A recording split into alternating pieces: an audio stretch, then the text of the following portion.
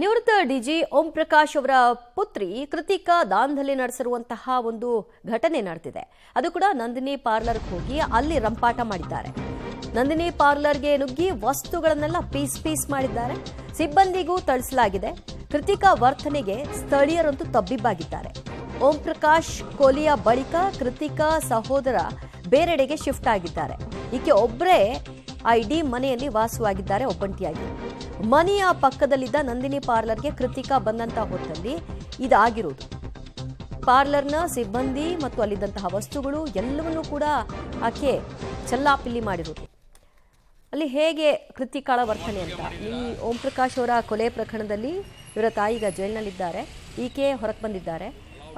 ಆಕೆ mentally disturb ಆಗಿದ್ದಾರಾ, ಏನು ಕತೆ, ಯಾಕೆ ಗೊತ್ತಿಲ್ಲ. ಬಟ್ ಒಬ್ಬರೇ ಇದ್ದಾರೆ ಅವರ ಮನೆಯಲ್ಲಿ. ಈಗ ಹೊರಗೆ ಬಂದಂಥ ಹೊತ್ತಲ್ಲಿ ಆಗಿರುವಂತಹ ಬೆಳವಣಿಗೆ. ಇಷ್ಟೆಲ್ಲ ಆದ ನಂತರವೂ ಕೂಡ ಏನೂ ಆಗಿಲ್ವೇನೋ ಅನ್ನೋ ರೀತಿಯಲ್ಲಿ ಹೋಗಿರೋದು ನೋಡಿ. ಆ ವಿಡಿಯೋ ತೋರಿಸ್ತಾ ಇದೆ ಇಡೀ ಇನ್ಸಿಡೆಂಟ್ ಹೇಗಾಗಿದೆ ಅಂತ. ಅಲ್ಲಿದ್ದಂತಹ ಬಾಟಲ್ಸು, ಬಿಸ್ಕೆಟ್ಸ್ ಎಲ್ಲವನ್ನೂ ಚಲ್ಲಾಪಿಲಿ ಮಾಡಿದ್ದಾರೆ. ಸಾಲದು ಅಂತೂ ಸಿಬ್ಬಂದಿಗೂ ಕೂಡ ಹಲ್ಲೆ ನಡೆಸಿದ್ದಾರೆ ಕೃತಿಕಾ ಅಂತ ಗೊತ್ತಾಗ್ತಿದೆ.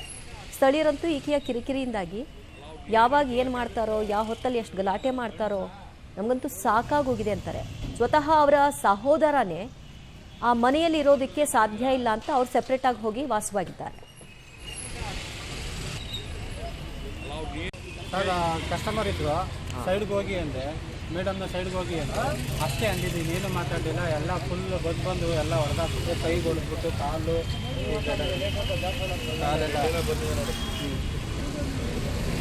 ನೀನು ಹೇಳಲೇ ಇಲ್ಲ ಅವ್ರಿಗೆ. ಸೈಡ್ಗೆ ಹೋಗಿ ಅಂತ ಹೇಳಿದ್ದು ಅಷ್ಟೇ ಹೇಳಿದ್ದು ಅವ್ರಿಗೆ. ಸರ್, ಕಸ್ಟಮರ್ ಇದ್ರು, ಸೈಡ್ಗೆ ಹೋಗಿ ಅಂದರೆ ಮೇಡಮ್ನ ಸೈಡ್ಗೆ ಹೋಗಿ ಅಂತ ಅಷ್ಟೇ ಅಂದಿದ್ದೀನಿ. ಏನು ಮಾತಾಡಲಿಲ್ಲ. ಎಲ್ಲ ಫುಲ್ ಬಂದು ಎಲ್ಲ ಹೊಡೆದಾಕ್ಬಿಟ್ಟು, ಕೈ ಹೊಡೆದ್ಬಿಟ್ಟು, ಕಾಲು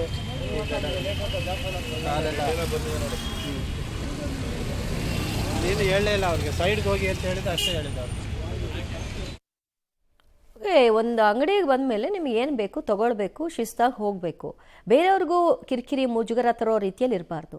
ಸೈಡ್ಗೆ ಹೋಗಿ ಅನ್ನೋದ್ರಲ್ಲಿ ತಪ್ಪೇನಿದೆ? ಇನ್ನೇನು ಹೇಳಬೇಕಿತ್ತು ಅವರು? ಅಷ್ಟಕ್ಕೆ ರದ್ದಾಂತ ಮಾಡಿ ಅಲ್ಲಿದ್ದಂಥ ವಸ್ತುಗಳನ್ನೆಲ್ಲ ಎತ್ತಾಕಿ ಆ ವ್ಯಕ್ತಿ ಮೇಲೂ ಹಲ್ಲೆ ಮಾಡಿ ಏನು ಅಂದ್ಕೊಂಡಿದ್ದಾರೆ ಈಕೆ? ಮುಕ್ಕಾಲ ಮೇಲೆ 8 ಗಂಟೆ ಸೋಮವಾರ ಸಾಯಂಕಾಲ ಟೀ ಕೊಡ್ತಾ ಇದೆ ಕಸ್ಟಮರ್ಗೆ. ಮೇಡಮ್ ಚೂರು ಸೈಡ್ಗೆ ಹೋಗಿ ಅಂದೆ ಅಷ್ಟೇ ಹೇಳಿದ್ದು. ಮತ್ತು ಇದೆಲ್ಲ ತೆಳ್ಳಿ ಇದೆಲ್ಲ ಇದು ಮಾಡಿ ಹೊಡೆದಾಕ ಡ್ಯಾಮೇಜ್ ಕೈಲೇ ಏನು ರೆಫ್ಯಾನ್ ಗಿಫಿನ್ ಅಂತ ಏನು ತಪ್ಪಿಸಿ ಅಪ್ಡೇಟ್ ಏನು ತಂದಿಲ್ಲ. ಎಲ್ಲ ಕೈಲೇ ಎಲ್ಲ ಇದು ಮಾಡಿದ್ದು ಅಷ್ಟೇ. ಯಾವಾಗಲೂ ಒಂದ್ಸರಿ ಬರೋರು, 15 ಡೇಸ್ 10 ಡೇಸ್ ಯಾವಾಗಲೂ ಬರೋರು, ನೀರು ಕುಡಿಯೋರು, ಟೀ ಕುಡಿಯೋರು. ಮತ್ತು ಏನೇ ಬಂದ್ರೂ ಕಾಸು ಕೊಟ್ಬಿಟ್ಟು ಹೊರಟೋಗೋರು. ಏನು ಮಾಡ್ತಿರ್ಲಿಲ್ಲ ಅವರು. ಮೊನ್ನೆ ನೈಟ್ ಏನಾಯ್ತೋ ಗೊತ್ತಿಲ್ಲ ಅದು ನನಗೆ. ಇಲ್ಲಿ ನಿಂತಿದ್ರು, ಆಮೇಲೆ ಇಲ್ಲಿ ಡ್ಯಾಮೇಜ್ ಮಾಡಿ ಹೋದ್ರು ಅಷ್ಟೇ. ತಿರುಗಿ ಅವ್ರು ಏನು ಅವ್ರವ್ರ ಪಾಡಿಗೆ ಅವರವರೇ ಮಾತಾಡ್ಕೊಂಡು ಹೋಗ್ತಾ ಇದ್ರು. ಎಲ್ಲ 112 ಕಾಲ್ ಮಾಡಿ ಪೊಲೀಸರು ಬಂದು ಅವರು ಪಾಪ ರೆಸ್ಪಾನ್ಸ್ ಮಾಡಿ ಎಲ್ಲ ಇದು ಮಾಡಿ ಎಲ್ಲ ಹೋದ್ರು. ಅವ್ರು ಮಾಡಿದ್ರು, ಮಾತಾಡಿದ್ರು. ಅವ್ರು ಮತ್ತೆ ಹಿಂಗೆ ನಡ್ಕೊಂಡು ಹೋದ್ರು. ಅವ್ರು ಬರೋಕ್ಕೆ ಹಿಂಗೆ ನಡ್ಕೊಂಡು ಹೊರಟೋಗಿತ್ತು ಅವರಿಗೆ. ಆಮೇಲೆ ಪೊಲೀಸ್ ಸ್ಟೇಷನ್ಗೆ ಕಂಪ್ಲೇಂಟ್ ಕೊಡೋಕೆ ಹೋದಾಗ ಅವ್ರು ಹೇಳಿದ್ರು ನಿಮ್ಮನ್ಸ್ಗೆ ಅಡ್ಮಿಟ್ ಮಾಡ್ತಾ ಇದ್ವಪ್ಪ ಅಂತ ಹೇಳಿದ್ರು. ಸಾಹೇಬರು ಸಾರು ಆ ಕಂಪ್ಲೇಂಟ್ ಕೊಡೋದು ಮಾಡ್ತೀವಿ FIR ಏನು ಮಾಡಲಿ. ಇಲ್ಲ ಬರಲಿಲ್ಲ ಅವರು. ಅವತ್ತೇ ಲಾಸ್ಟ್. ಅವತ್ತು ಹೋಗಿದ್ದಷ್ಟೇ ಬಂದೆ, ಮತ್ತೆ ಅವ್ರು ಬರಲಿಲ್ಲ. ಯಾವ 10 ಡೇಸ್ 15 ಡೇಸ್ ಒಂದ್ಸರಿ ಬರ್ತಾಯಿದ್ರು ಅಷ್ಟೇ. ಬಂದೆ ಟೀ ಕುಡಿಯೋರು, ನೀರು ಕುಡಿಯೋರು, ಕಾಸು ಕೊಟ್ಬಿಟ್ಟು ಹೋಗೋರು. ಒಂದು 7-8 ಸಾವಿರ ಲಾಸ್ ಆಗಿದೆ. ಅಂಗಡಿ ಮುಂದೆಯೇ ಸ್ವಲ್ಪ ಹೊತ್ತು ನಿಂತು ಆಕೆ ಓಡಾಟ ನಡೆಸಿರೋದನ್ನು ಕೂಡ ನೋಡಬಹುದು. ಮಾಲೀಕ ಕೊನೆಗೆ ಪೊಲೀಸರಿಗೂ ಕೂಡ ಇನ್ಫಾರ್ಮ್ ಮಾಡಿದ್ದಾರೆ ಈ ಥರ ಆಗಿದೆ ಅಂತ. ಆಕೆ ಯಾವಾಗಲೂ ಬರೋರು, ಟೀ ಕುಡ್ಕೊಂಡು ಹೋಗೋರು ಯಾವತ್ತೂ ಈ ರೀತಿಯಾಗಿ ಮಾಡಿರಲಿಲ್ಲ. ಸಡನ್ನಾಗಿ ಯಾಕೆ ಹಿಂಗೆ ಮಾಡಿದ್ರು ಅನ್ನೋದು ನಮಗೂ ಕೂಡ ಆಶ್ಚರ್ಯ ತರಿಸ್ತಾ ಇದೆ ಅಂತ ಅವ್ರು ಹೇಳಿದ್ದಾರೆ. ಮತ್ತು ಯಾವುದಕ್ಕೂ ಇರಲಿ ಅಂತ ಪೊಲೀಸರಿಗೂ ಕೂಡ ಇನ್ಫಾರ್ಮ್ ಮಾಡಿದ್ದಾರೆ. ಜೊತೆಗೆ ಪೊಲೀಸರು ನಿಮ್ಮಾನ್ಸ್ಗೆ ಇನ್ಫಾರ್ಮ್ ಮಾಡ್ತೀವಿ ಅಂತ ಹೇಳಿದ್ದಾರೆ ಅಂತ. ಬಟ್ ಏನಾಗುತ್ತೆ ನೆಕ್ಸ್ಟ್ ಗೊತ್ತಿಲ್ಲ. ಆದರೆ ಒಬ್ಬೊಬ್ಬರೇ ಮಾತಾಡ್ತಾ ಇದ್ರು, ಅವರೇ ಏನೇನೋ ಮಾತಾಡ್ಕೊಳ್ತಾ ಇದ್ರು ಅಂತ ಕೂಡ ಆ ನಂದಿನಿ ಪಾರ್ಲರ್ನ ಸಿಬ್ಬಂದಿ ಹೇಳ್ತಾ ಇರೋದನ್ನ ಗಮನಿಸಬಹುದಾಗಿದೆ. ಓಂ ಪ್ರಕಾಶ್ ಕೊಲೆ ಪ್ರಕರಣದಲ್ಲಿ ಮಗಳು ಮತ್ತು ತಾಯಿ ಇಬ್ಬರನ್ನು ಕೂಡ ಪೊಲೀಸರು ವಿಚಾರಣೆ ನಡೆಸಿದ್ರು. ಆ ನಂತರ ತಾಯಿಯನ್ನು ಮಾತ್ರ ಬಂಧನಕ್ಕೆ ಒಳಪಡಿಸಲಾಗಿದೆ. ಮತ್ತಷ್ಟು ಮಾಹಿತಿ ಪಡೆಯೋಣ ನಮ್ಮ ಪ್ರತಿನಿಧಿ ಉಮೇಶ್ರಿಂದ. ಉಮೇಶ್, ಕೃತಿಕಾ ಮೆಂಟಲಿ ಏನಾದರೂ ಡಿಸ್ಟರ್ಬ್ ಆಗಿದ್ದಾರಾ? ಯಾಕಂದ್ರೆ ಆ ಅಂಗಡಿಯ ಮಾಲೀಕ ಹೇಳ್ತಿರೋದನ್ನ ಗಮನಿಸ್ತಾ ಇದ್ರೆ ಆಕೆ ಒಬ್ಬೊಬ್ಬರೇ ಮಾತಾಡ್ತಾ ಇದ್ರು. ಯಾಕೆ ಹಿಂಗೆ ಈ ಸಡನ್ ವರ್ತನೆ ಗೊತ್ತಾಗ್ತಿಲ್ಲ ಅಂತ, ಆ ರೀತಿಯಾಗಿ ಏನಾದರೂ ಸಮಸ್ಯೆಗಳಿದೆಯಾ?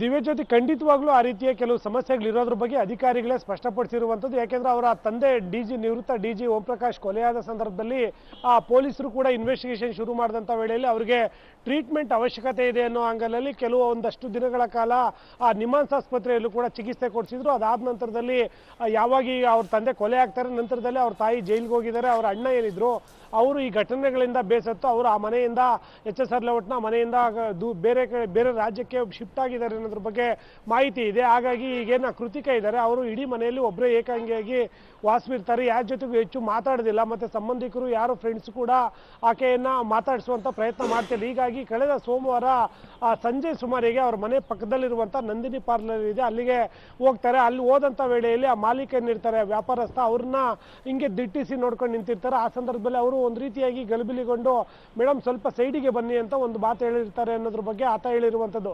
ಅಷ್ಟಕ್ಕೆ ಅಲ್ಲಿದ್ದಂಥ ಆ ಅಂಗಡಿಗಳಲ್ಲಿದ್ದಂಥ ಎಲ್ಲ ವಸ್ತುಗಳನ್ನು ಕೂಡ ಒಡೆದಾಕಿ ಮತ್ತು ಆ ಗಾಜಿನ ಚೂರಲ್ಲಿ ಆ ಮಾಲೀಕ ಏನಿದ್ದ ಆ ವ್ಯಕ್ತಿ ಆತನ ಆ ಕಾಲು ಮತ್ತು ಕೈಗೆಲ್ಲನೂ ರಕ್ತ ಬರುವಂತೆ ಗಾಯ ಮಾಡಿ ನಂತರದಲ್ಲಿ ಅಲ್ಲಿಂದ ಆಕೆ ಹೊರಟೋಗಿರುವಂಥದ್ದು. ಪೊಲೀಸರು ಕೂಡ ಮಾತಾಡಿಸುವಂಥ ಪ್ರಯತ್ನ ಮಾಡಿದ್ರು ಕೂಡ ಪೊಲೀಸರಿಗೂ ಯಾವುದೇ ರೀತಿಯ ರೆಸ್ಪಾಂಡ್ ಮಾಡದೆ ಆಕೆ ಅಲ್ಲಿಂದ ತಮ್ಮ ಮನೆಗೆ ಹೋಗಿರುವಂಥದ್ದು.